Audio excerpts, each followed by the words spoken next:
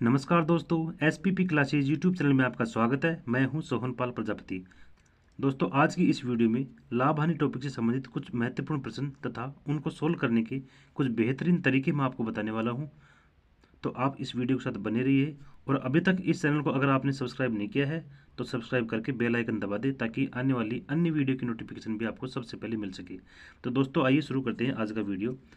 दोस्तों, आज का पहला प्रश्न है कि ए 15% लाभ पर कोई वस्तु बी को बेचता है, बी इसे 10% हानि से सी को बेचता है।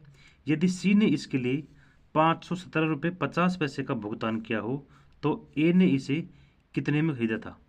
दोस्तों, ये काफ़ी इंपॉर्टेंट प्रश्न है और एसएससी सीजीएल 2010 में पूछा गया है और अन्य एग्जाम में भी ऐसे प्रश्न बहुत बार पूछे जाते हैं। तो इस वीडियो को सोल्व करने के आप तरीके समझ लीजिए। इसको कैसे सोल्व करेंगे। दोस्तों, ए कोई व्यक्ति है, उसने 15% लाभ पर कोई वस्तु बी को बेच दी। अब बी ने उसको 10% हानि पर सी को बेच दी। अब इसने सी का क्रय मूल्य दिया हुआ कि सी ने उस वस्तु को 517 रुपये 50 पैसे में खरीदा था, तो ए ने उसको कितने रुपए में खरीदा था, ये हमसे पूछा गया है। दोस्तों, इस प्रश्न में 3 व्यक्ति हैं। एक है ए, दूसरा है बी और तीसरा व्यक्ति है सी। अब ये कह रहा है कि सी ने उसको 517 रुपये 50 पैसे में खरीदा था। तो अगर ए ने किसी वस्तु को जितने में भी खरीदा हो वो उसको बी को बेच रहा है और बी उसको सी को बेच रहा है।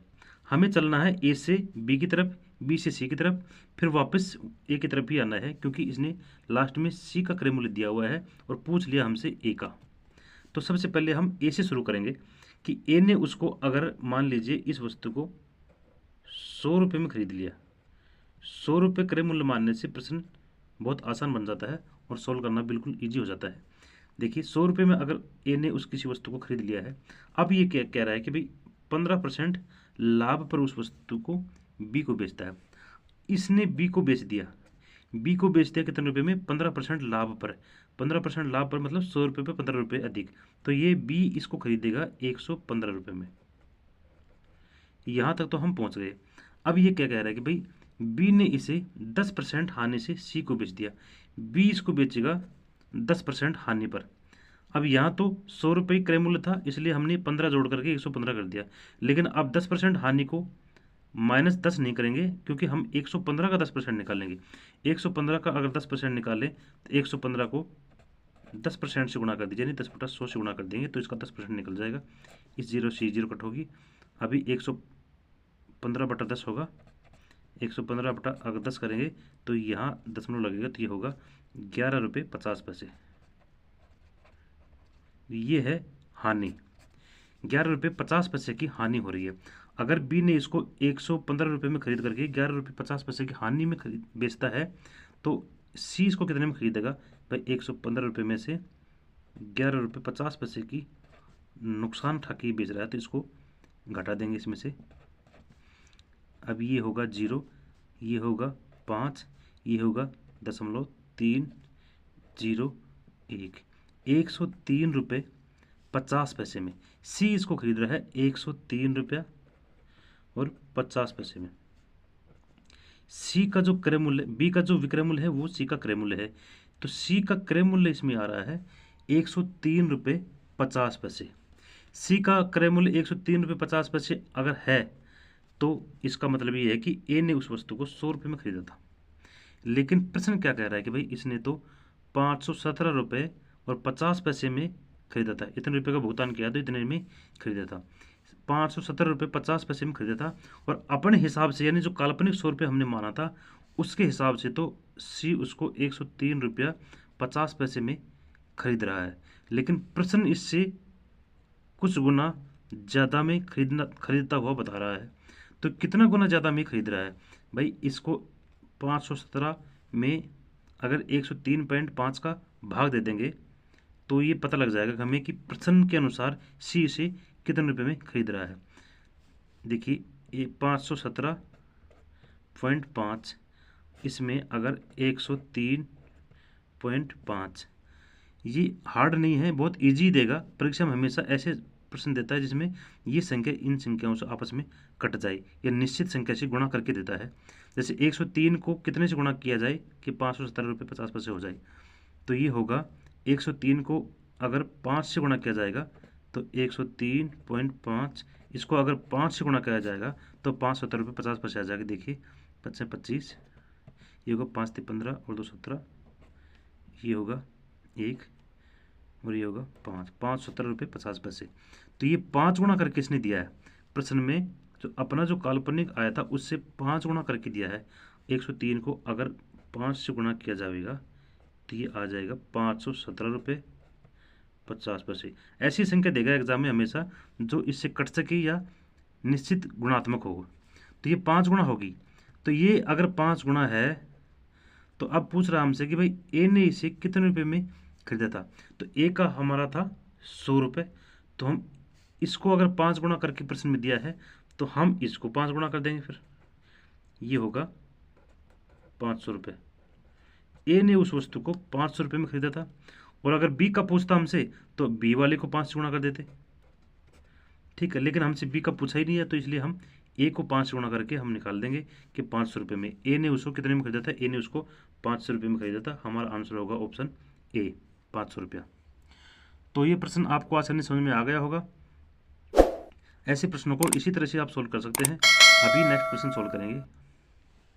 अगला प्रश्न हमने लिया है दोस्तों, प्रश्न नंबर 2 है कि एक व्यक्ति ने 20 सेब 100 रुपये में बेचे और 20% का लाभ प्राप्त किया, तदनुसार उसने 100 रुपये में कितने सेब खरीदे थे।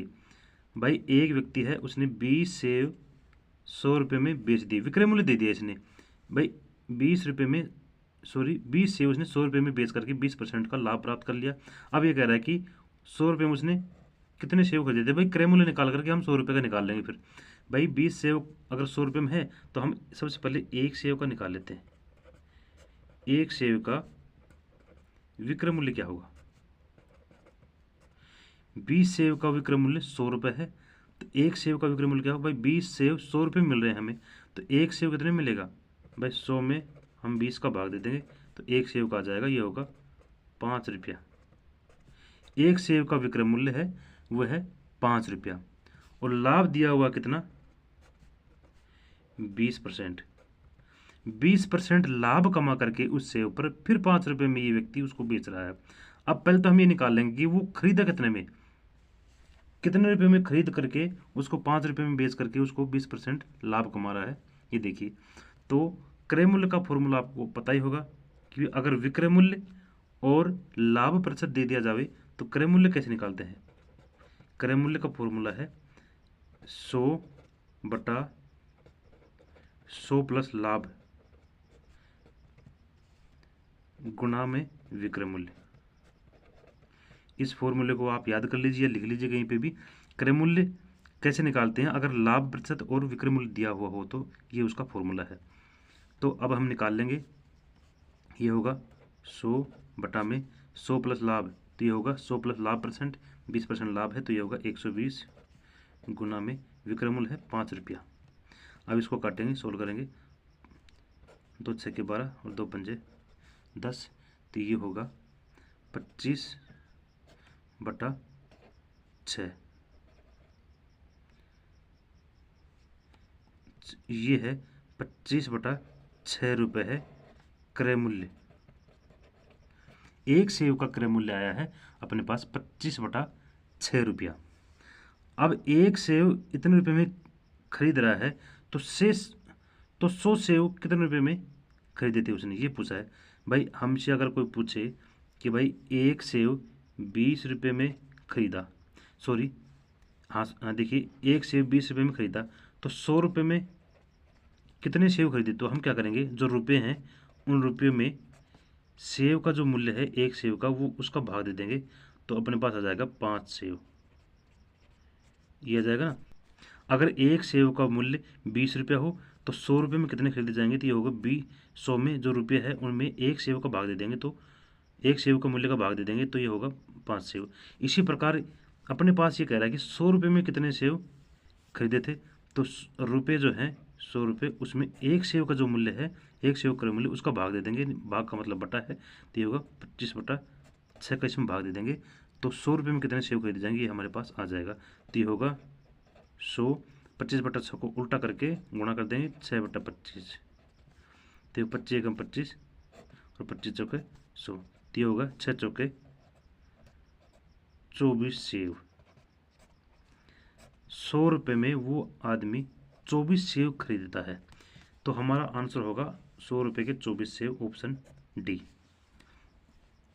तो दोस्तों इस प्रकार से ऐसे प्रश्नों को सोल्व किया जा सकता है। ये तरीका आपको अच्छे समझ में आ गया होगा। अभी हम नेक्स्ट क्वेश्चन सोल्व करते हैं। दोस्तों अगला इंपॉर्टेंट प्रश्न है कि किसी वस्तु को 10% हानि की अपेक्षा 5% लाभ पर बेचा जाता तो 75 रुपये अधिक प्राप्त होते हैं, वस्तु का क्रय मूल्य कितना है। दोस्तों यह प्रश्न बिना पेन और कागज़ उठाए भी सोल्व किया जा सकता है, लेकिन समझाने के लिए आपको अभी लिख के बताता हूँ किस प्रकार से सोल्व किया जाएगा। दोस्तों किसी वस्तु को अगर 10% हानि में बेच रहे हैं, उसके बाद उसको 5% लाभ पर बेच रहे हैं, तो 10% हानि और 5% लाभ पर बेचने पर जो राशि का अंतर आया वो था 75 रुपये का। तो वस्तु का क्रय मूल्य निकालिए। तो दोस्तों ऐसे प्रश्नों को कैसे सोल्व करते हैं। सबसे पहले हानि हुई है उसकी 10% और लाभ है 5%। हानि और लाभ को दोनों को जोड़ के निकाल देंगे, ये होगा 15%। ऐसे प्रश्नों को सोल्व करने का एक सीधा तरीका बता रहा हूँ आपको। हानि और लाभ दोनों को जोड़ दीजिए 15%। 15% का जो मान है वो है 75 रुपया। 15% का मान है 75 रुपया, इसलिए 1% का मान कितना हुआ 75 बटा 15 रुपये, और 100% का मान होता है, इसको 100 से गुणा कर दीजिए। ऐसे प्रश्नों को इस विधि से सोल्व कर सकते हैं कि भाई जो टोटल राशि है, जो अंतर वाली राशि है 75, इसमें से हानि और लाभ को जोड़ करके भाग दे दीजिए और 100 से गुणा कर दीजिए। ऐसे प्रश्नों को इस विधि से आप आसानी से सोल्व कीजिए। ये होगा 15 5 75, तो इसका आंसर होगा 500 रुपये। तो 500 रुपये है वस्तु का क्रय मूल्य। हमारा आंसर होगा ऑप्शन सी 500 रुपये। ये भी काफ़ी इंपॉर्टेंट प्रश्न है। ऐसे प्रश्न बहुत बार परीक्षा में देखे जाते हैं। है बहुत इजी लेकिन काफ़ी इंपॉर्टेंट प्रश्न है। तो आशा करता हूँ दोस्तों इस वीडियो के सभी प्रश्न आपको आसानी समझ में आ गए होंगे। फिर भी किसी प्रकार की क्वेरी हो तो आप कमेंट करके बताएं। अगर वीडियो अच्छा लगा हो तो वीडियो को लाइक करके चैनल को सब्सक्राइब करें। Thank you.